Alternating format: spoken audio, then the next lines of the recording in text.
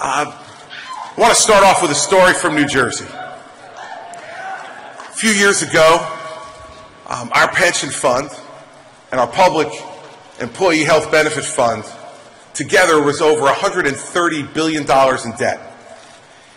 And we put together a plan to do the things that they should be doing here in Washington, D.C. on entitlements. Raise the retirement age, end cost of living adjustments, more penalties for early retirement, and more money being put into the system by the people who are actually benefiting from it. And after we proposed this, you can imagine that I was extraordinarily popular with the public employee unions. And so we decided to do what we do in New Jersey, not to go to the Chamber of Commerce and have a lunch. I decided to go to the New Jersey Firefighters Convention. Went to the Firefighters Convention, and I was introduced, and it was significantly a longer walk to the stage than it was up here. And that entire time, I was being bathed in the love of the public employee unions. When I got up to the stage, the person running the convention said, "Governor, I'm sorry for the reception." I said, No. I came to the podium like this, and I said, as they were booing the hell out of me, I said, "Come on, you can do better than that. Let's go." And they did. And then I said to them, I had a prepared remarks to make, and I took them, and I tore them up, and I threw it at the side of the stage. And I said, so here's the thing. I understand that you're angry. And I understand that you feel deceived. And I understand why you're booing. The only thing I don't understand is why you're booing the first person to ever come here and told you the truth. The truth is that if we don't change these pensions, you're not going to collect them. That's the truth.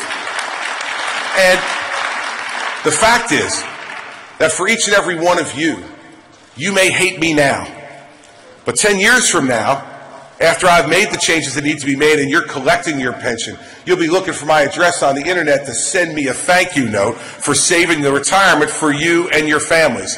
The amazing thing that happened was that after I was done with those remarks, and I ended 6 minutes, 7 minutes, tops, I walked off the stage and 2/3 of the audience was cheering.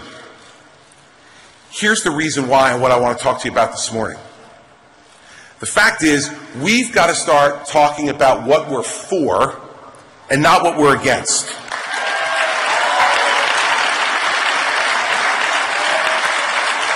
And the reason for that is very, very simple.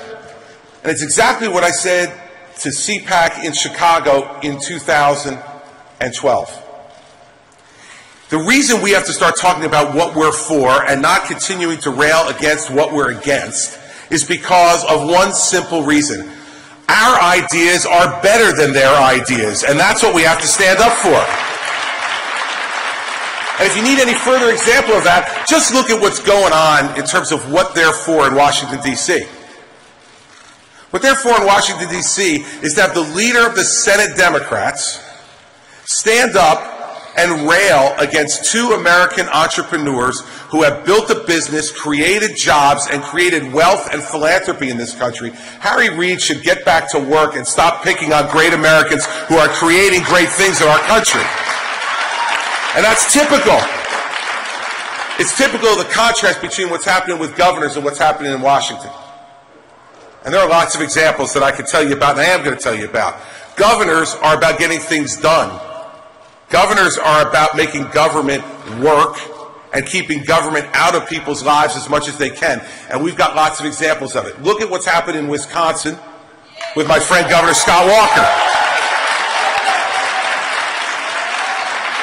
Scott Walker stood up for collective bargaining reform, and you know what's happened to the teachers union in Wisconsin? Their membership is down 60% because Scott Walker made it voluntary to join the union in Wisconsin. People are voting with their feet.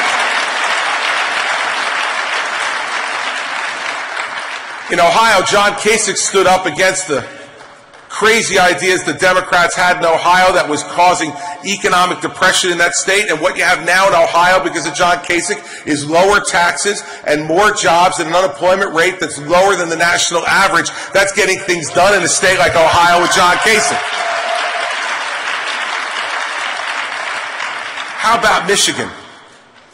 How about Michigan, where Governor Rick Snyder has made Michigan the home of the UAW, a right-to-work state.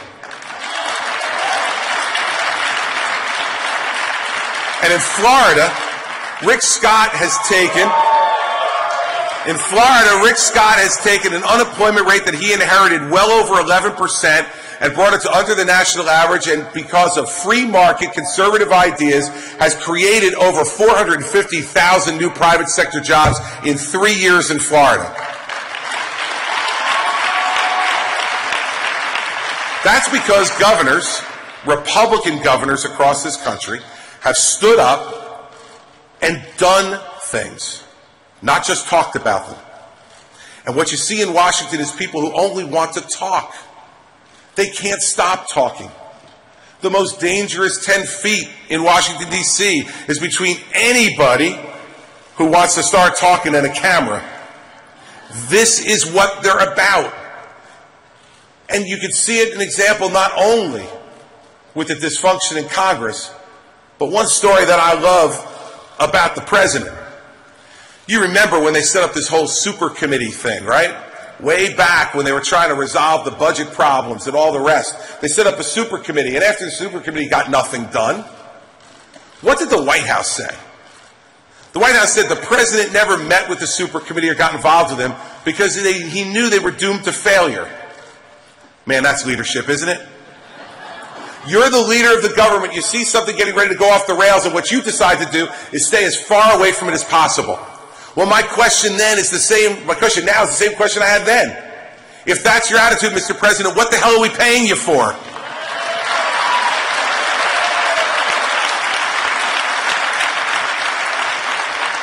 Leadership is about getting in and getting something done and making government work. Leadership is not about standing on the sidelines and spitballing.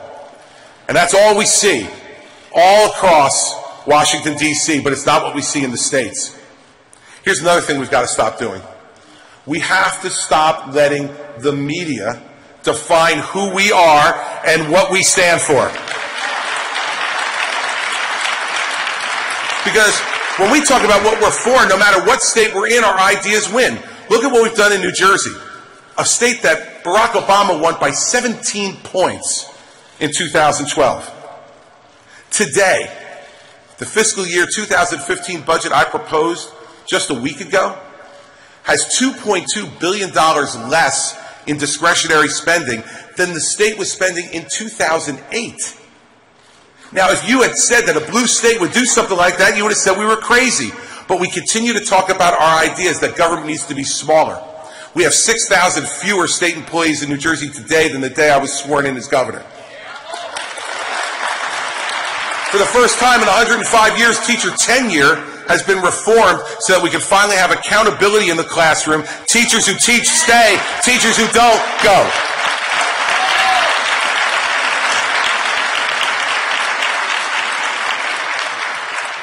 And when they said it could never be done, now twice, for the first time since Roe versus Wade, New Jersey has elected a pro-life governor of New Jersey.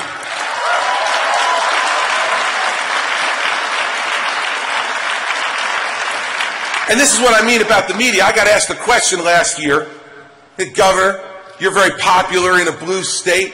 How can you export that to the rest of the country given the intolerance on social issues in your party? And I said, well, let me ask you a question. I said, you say the Republicans are intolerant. Well, I'll just tell you this. At our national convention, we've had people like Tom Ridge and Colin Powell and Condi Rice speak at our national conventions, even though our party platform and I don't agree with their position on abortion. Tell me, sir, the last pro-life Democrat who was allowed to speak at a Democratic convention. I said, and by the way, don't strain yourself because there's never been one. They're the party of intolerance, not us.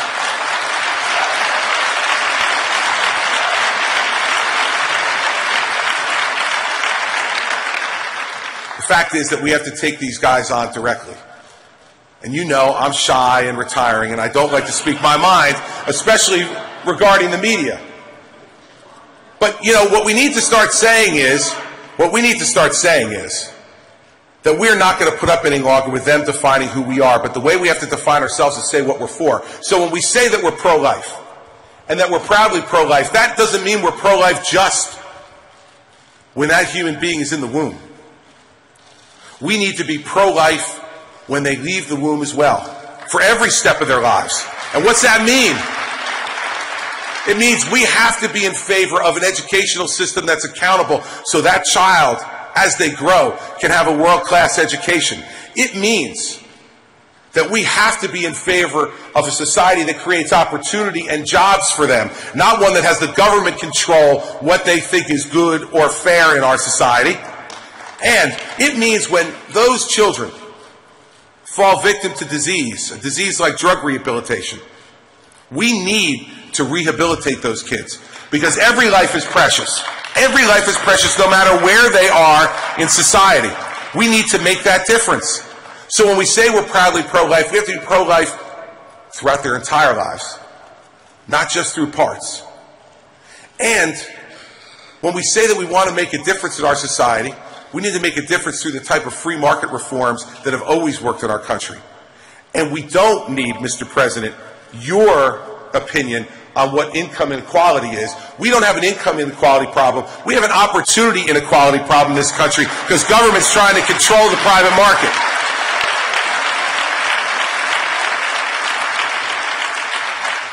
You know, in the end, we have the type of people in state houses throughout this country who can make a real difference in our country's future. But we have to stay focused on the task at hand. You see, as I travel around the country as the chairman of the Republican governors, what I feel more than anything else is a frustration in our country with everyone who believes that government no longer works for them, that government just works for itself. And we need leaders now who are willing to say not only that we are against Obamacare, which we are, we need leaders that are only going to say that we're against higher taxes, which we are, we're against a bigger government, we're against more intrusion into our constitutional rights, we're against all those things, but we need to also talk about what we're for. We need to talk about the fact that we are for a free market society that allows your effort and your ingenuity to determine your success, not the cold, hard hand of government determining winners and losers, which is what this administration has been all about.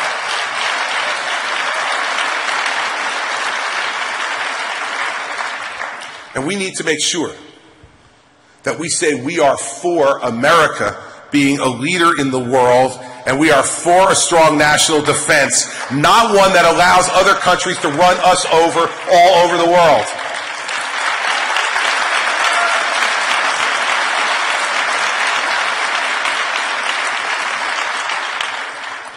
When other people around the world struggling for freedom used to look to America, they looked to an America that was an example for them as to how a free and open society could govern itself.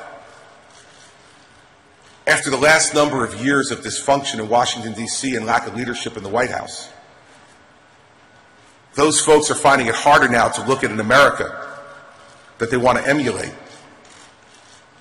An America that's governing itself effectively and providing to its people a safe and civilized society. If we want to once again lead the world, it's not just about the might of our arms. It is about us making ourselves once again an example about how a free, open society that craves and treasures liberty over all else can govern itself in an effective and functioning way. We're not doing that. And we're not the only losers. The rest of the world loses if we don't do that. And so what I think we need to go out and charge out of this conference to do over the course of 2014 is to keep the House of Representatives, win back the United States Senate, win more Republican governorships, and show people that Republicans know what we stand for and we know how to get things done in this country and to lead the world again.